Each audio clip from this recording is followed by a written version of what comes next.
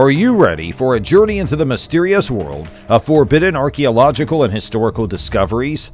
Imagine lost cities and ancient artifacts so controversial that they have been forbidden from study and hidden from the public eye.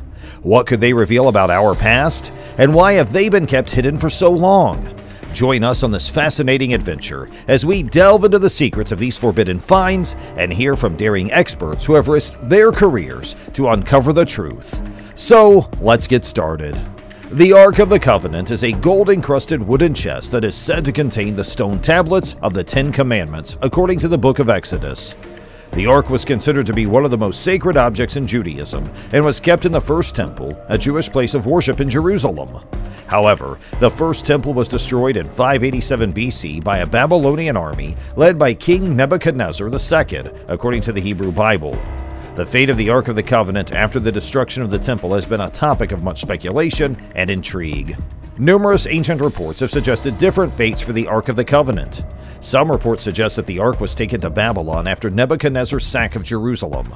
Others say that the Ark was hidden in a secret location in Jerusalem, or that it was destroyed along with the First Temple.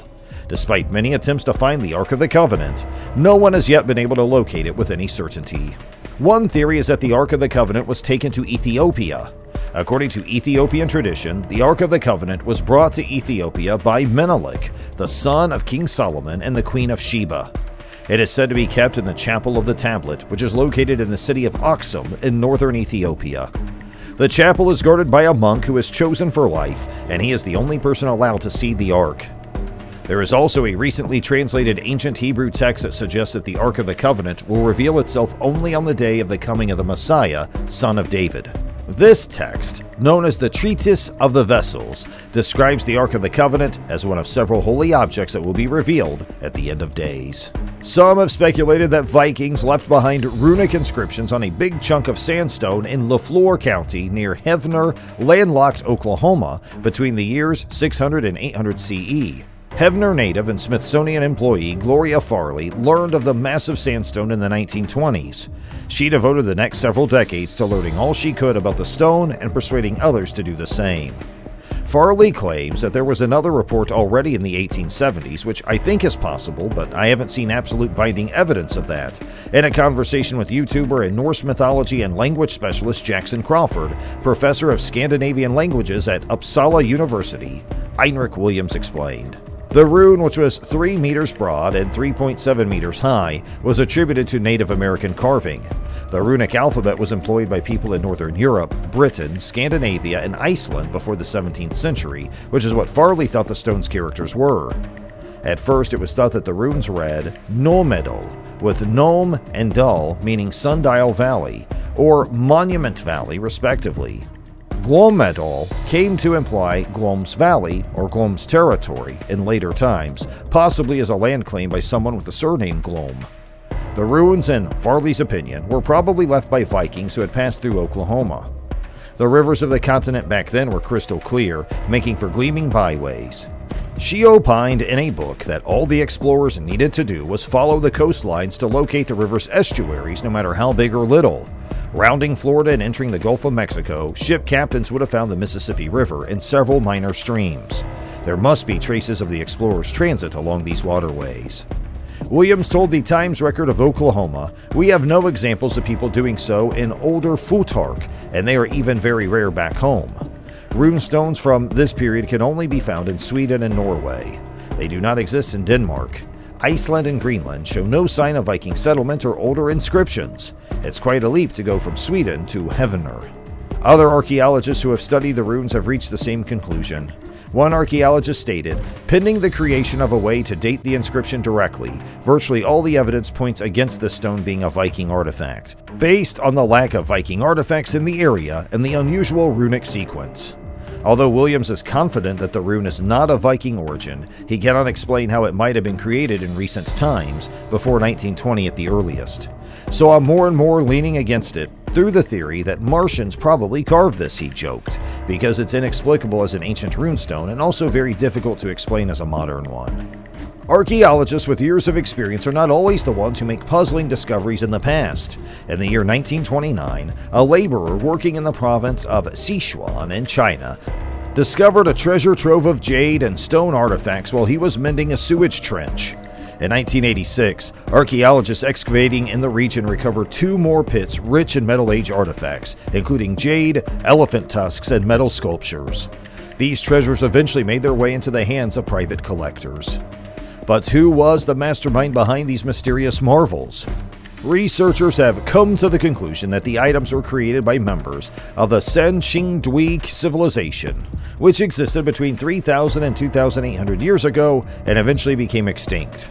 Archaeologists are aware of the fact that the Sen-Qing-Dui previously inhabited a walled city that was situated on the banks of the Mingjiang River. However, the reasons why they abandoned the city and the reasons why they buried such a large number of artifacts and pits before fleeing are the subjects of much conjecture among researchers. In 2014, academics presented a theory at the meeting of the American Geophysical Union in San Francisco, which suggested that an earthquake that occurred 3,000 years ago may have redirected the city's river, causing the population to relocate.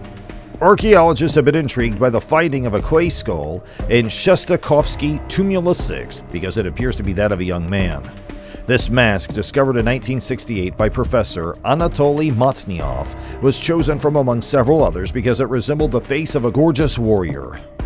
The era's X-ray equipment revealed an intriguing scenario in the skull's underlying skeleton due to this clay, but the details were elusive. Martynov claimed in 1971 that the interior of the clay head was smaller than that of the human skull and bones. The possibility of the work's disintegration could not be considered at the time, making it difficult to open and examine the skull. After initially assuming it was a human skull, researchers were taken aback to find a ram's head instead. The Tagar tribe is well known for its fascinating and complex funeral procedures, such as the incarnation of 200 bodies in a single burial trench. Thus, it was decided to re-examine this mysterious skull almost 40 years after its initial discovery. After giving the clay the appearance of a face, Dr. Elga Vaditskaya claims that it was plastered over to preserve the dead person's likeness. So it was assumed that the clay skull included human bones, despite the fact that they were incomprehensible to the technology of the time. The Institute for Research, Archaeology, and Ethnography, Konstantin Cooper of the Nuclear Physics Institute, and the collaboration of Natalia Polnomusk made it possible. Scientists were surprised to find a ram's head instead of a human skull within. After reading the testimonials, a single thought remained. Why? Who came to the idea that ram parts would fit nicely within a human skull? Professor, in an essay for the journal Polnomusk Science Firsthand, notes that any explanation for the result, for which he claims to have never seen a similar one, would be as novel as the finding itself. Polosmak hypothesizes that a man with no traceable remains was buried with such an unusual application. The man may have gotten lost in the taiga, drowned, or just decided not to return home. It's believed that a duplicate was created and sent on the journey with the animal whose soul had materialized. Scientists claim that this was the only reliable method for sending a human to another planet. It has been speculated that the clay head represents a person who became disoriented in the taiga and either drowned or decided to stay put. Kinatuf tombs are discovered by archaeologists, and they include artifacts and values of symbolic significance rather than human bones. Animal remains are also used as symbols in these graves. Polnomusk offers an alternative theory that this false tomb is actually an opportunity to begin a new career. In this case, a ram's head was substituted for a human skull. It's common knowledge that the coach played a crucial role in ancient society. So what does the ram's head inside the humanoid-looking clay mask tell us then? Was this done on purpose, or was the animal involved more significantly than the human being? The Egyptian god Khnum was often depicted as a ram, making the ram a highly revered animal in ancient Egypt. The investigation of the Tsinsk period sophisticated burial practices provides a third explanation. From Vadetskaya he arrived. Although Vadetskaya draws heavily from the work of other archaeologists, she also incorporates some very interesting findings from forensics specialists. Vadetskaya states that there were 2 phases to the funeral ceremony. The first was to place the corpse in a box and store it for a number of years in a shallow grave or under a mound of stones. The process of partial mummification was the main focus. Tissues and skin decayed, yet the spinal cord and tendons remained intact. The skull was perforated and the rest of the brain was removed, after which the skeleton was taken and tied with little branches. Then, omitting the details, the nostrils, eye sockets, and mouth were filled in with clay, and the skull was given the contour of the face. It was common practice to apply a thin layer of gypsum over a clay head so that it could be painted or decorated. A painted plaster depiction from a head of the Tagar civilization was found in the Kaminka III tumulus. "It took too long for some mummies to wait," Vadetskaya remarked.